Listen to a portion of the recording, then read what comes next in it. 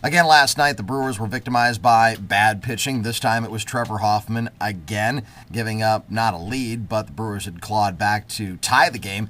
Last night in Florida, Dave Bush with a good outing, had a blister, had to leave. Dave Bush hasn't had very many good outings in the last couple of years, really since he got the line drive off of his arm. You take a look at his miles per hour on his pitch, the velocity is down. Also, this season, Dave Bush has been the victim of walking a lot more guys than he ever did before in his career. That's certainly something to be concerned about. What's moreover concerning is what the Brewers roster looks like right now. And there has been this groundswell of movement that the Brewers should go ahead and release Jeff Suppan instead of keeping him on the roster just for mop-up duty. Now, I support getting rid of Jeff Suppan at this point because he's one of those guys like Jeffrey Hammonds and Franklin Stubbs who just never lived up to the contract here in Milwaukee. He's got 29 wins, and they're paying him roughly $44 million over 4 years. It's not a very good record. Averages out to about $1.5 million, almost $1.5 million per victory.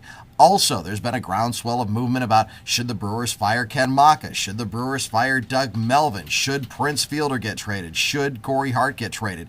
The overall feeling that I get from Brewers is that, from the Brewers fans that is that you're not happy, and that's okay. Why is it okay? Because you still care, unlike in the late 1990s when nobody showed up at County Stadium and nobody really seemed to care about what the Brewers were doing. So at least there is that. Are things great over there at 1 Miller Parkway? Absolutely not. Things have to improve. There's no question about it, especially after you've already sold 2 million tickets for games this season and having drawn 3 million in each of the last 2 years.